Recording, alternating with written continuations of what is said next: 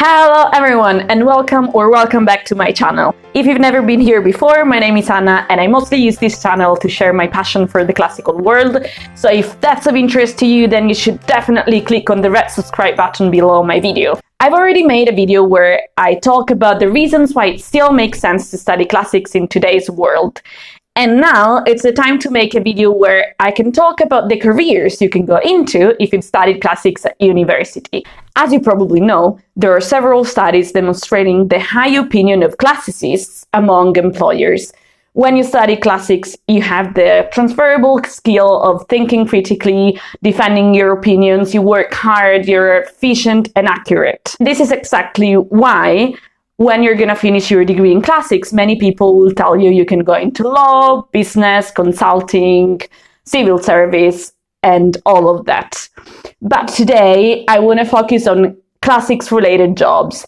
And this is because of the assumption that if you study classics, it's because you have a passion and you want to try to use the knowledge gained during your studies in your daily life. This actually happened to me. People told me, oh, why don't you go into law if you can't find a job in classics? That I didn't want to. I wanted to do something that was classics related or archaeology related or history related. So without further ado, let's dive into it. Your classical knowledge may be ideal to go abroad and start a career as a tour guide, especially if you work for a travel company that works with historic and cultural tours. For this position, it's essential you have great communication and interpersonal skills because you'll spend most of your days interacting with the public and telling them about interesting facts about the sites you're working at. Any work experience which has involved interacting with the general public will be very useful too. Broadcasting, films, and television. If you like the world of the media and are not shy, then you can consider sharing your knowledge with the public. This can be done on television, documentaries, and podcasts. And YouTube as well. Museum Education Officer. This is the job of my dreams. In this role, you'll have two major tasks. One will be to make sure you enhance the experiences of the visitors, and two is that you'll need to encourage learning by preparing education activities. In general, you'll need to make sure your collection is fun, engaging, and accessible for everyone. If you're passionate about preserving history for the future, then you might want to consider a career as an archivist. In this role, you'll have to buy, manage, and maintain historical documents for the future. In particular, you'll have to preserve the information within these documents, and you'll also have to make them accessible to the public, probably in digital form. As your role becomes more senior, you probably also have to apply for funds, manage other staff, and you'll also probably be responsible for planning and implementing strategies. Becoming an archivist isn't easy and there is a lot of competition, so you probably need to have a postgraduate degree, and ideally you will need to be able to mention some paid or non-paid experience within the field in your curriculum. You may want to consider a career as a heritage manager. In this very cool position, you'll have the possibility of conserving and managing heritage sites, such as historic buildings, monuments, or museums. In this position, you'll have a lot of tasks to deal with, such as managing budgets, developing new marketing strategies, outreach, how to attract visitors to your site.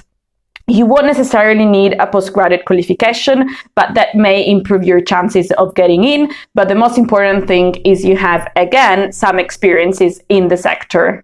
How about a career as a museum curator?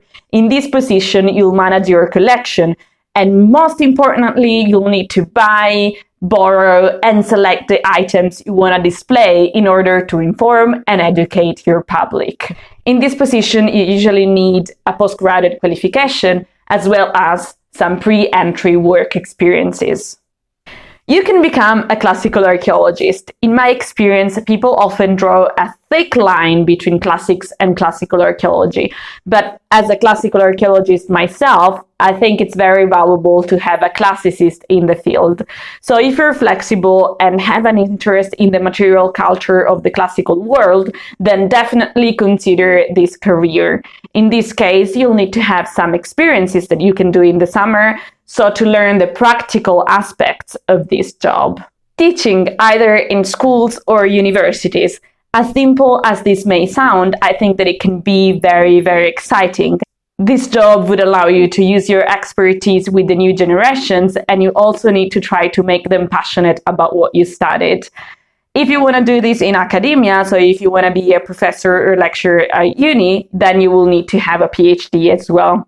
So all these jobs are there for you to try, and there are actually a lot more, but I understand they're all very competitive and hard to get. So let me give you a little advice that I followed. If you're there and don't have a job and are still trying to find one, keep yourself busy doing something you like and that you can share with other people in our field.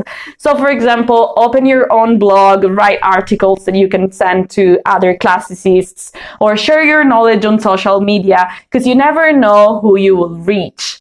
For example, when I opened my YouTube channel, after a month or two, I started receiving messages by people in our field or possible employers that would tell me about doing things I had never ever thought about, like working on television or teaching.